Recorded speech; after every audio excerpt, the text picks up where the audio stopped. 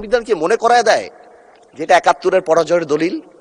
এই যে একটা প্রক্রিয়া, সংবিধানকে ছুঁড়ে ফেলে দাও, সংবিধানকে ছুঁড়ে ফেলে দাও। সংবিধানকে ছুঁড়ে ফেলবো কেন? সংবিধানকে মনে করায় দেয় যেটা ৭১-এর পরাজয়ের দলিল। আমি সংবিধান কেন ছুঁড়ে ফেলে দেব? এই সংবিধান দিলে গাত্রদাহ কেন হবে? এত গায়ে লাগবে কেন? If I don't like it, there are relevant provisions within the constitution যে আমি পরিবর্তন করতে পারি। আমার দরকার কি যে আমি এটাকে ছুঁড়ে ফেলে দেব? মাননীয় স্পিকার আজান দিচ্ছে, should I come back? মাননীয় সদস্য আপনি শেষ করেন, তারপর বিরতি দেব। আমি শেষ করি। তো আমি সেটাই বলছি, আমি আরো অনেক টেকনিক্যালিটিতে যেতে পারতাম, আইনে যেতে পারতাম। আই এম শিওর আমাদের সম্মানিত সদস্য আইনমন্ত্রী সাহেব আছেন, উনি কথা বলবেন। আমি শুধু একটা জেনারেল কথা বলি, ইউনিটি ইজ দ্য কি। এবং আগেও যেটা বলছি, এখনো সেটা বলি, দ্যাট সংবিধানের উপরেও আমাদের রেসপেক্ট থাকতে হবে। At the same time we must find out a way so that we can uplift the spirit of July. এবং এই কাজ আমাদের, to see between the lines, to draw between the lines, to balance between the lines. আমরা politician, এটা আমরা করব। কিন্তু কোনোভাবেও আমাদেরকে লগর সেটে ফেলে জুলাইয়ের বিরুদ্ধে অবস্থান যদি নিতে যান, তাহলে আপনারা কোনোদিন সাকসেসফুল হবেন না।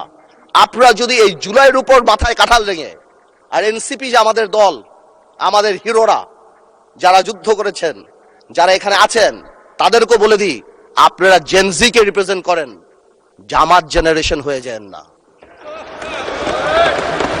Look at the eyes of the people. আপনারা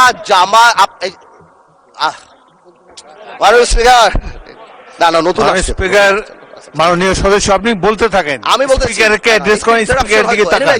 আমি আমার এনসিপির ভাইদের বলতে চাই যে আপনারা পজিটিভ পলিটিক্স নিয়ে আসবেন। আর এক ভাই বলেছিল, বিরোধী দলের সদস্যরা বক্তা যখন বক্তৃতা দেয় তাকে ডিস্ট্রাক্ট করার চেষ্টা করবেন না, কোনো কমেন্ট করবেন না। Please listen to him, you will get your turn. হ্যাঁ, there is a possibility। আমাদের এক ভাই বলেছিল ফ্যামিলি কার্ড, খাল খনন, তো কি পুরো দেশ স্ট্যান্ড স্টিল হয়ে যাবে? হ্যাঁ, পুরো দেশ স্ট্যান্ড স্টিল। সারাদিন আমরা এটা করব, এই আমাদের কাজ। I mean this is absurd. আমরা অবশ্যই এটাকে করব, আমরা অবশ্যই এটাকে রেসপেক্ট করব। এর কারণে আমরা এখানে, এই আন্দোলনের কারণে আমরা এখানে, হয়তো আমরা জেলে থাকতাম, but the country must move on. সুতরাং আমি যেটা বলবো যে আমরা সবাই মিলে আমরা বসি, আমরা আলাপ করি, কিন্তু আমাদের কোন সদস্যর বক্তব্যে যাতে জুলাইকে আন্ডারমাইন না করা হয়। কারণ মনে রাখতে হবে, যেদিন আবু সাইদ শহীদ হয়েছিল, সেদিন চিটাগংয়ে ওয়াসিম আকরামও কিন্তু শহীদ হয়েছিল। কন্ট্রিবিউশন কিন্তু কারো কম না, আমাদের সবারই।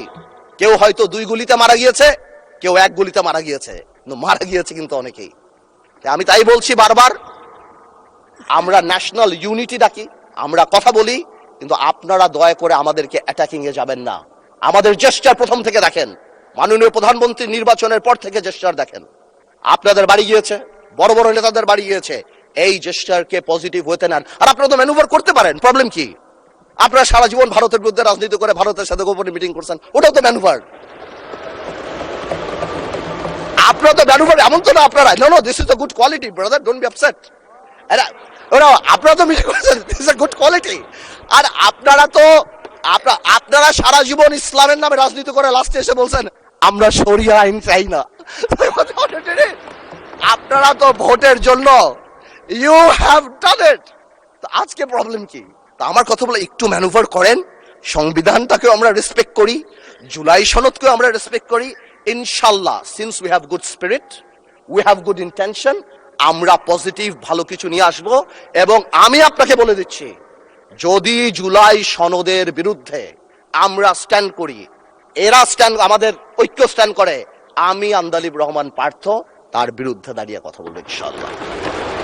But you don't dictate us the প্রক্রিয়া, the system, how we do it.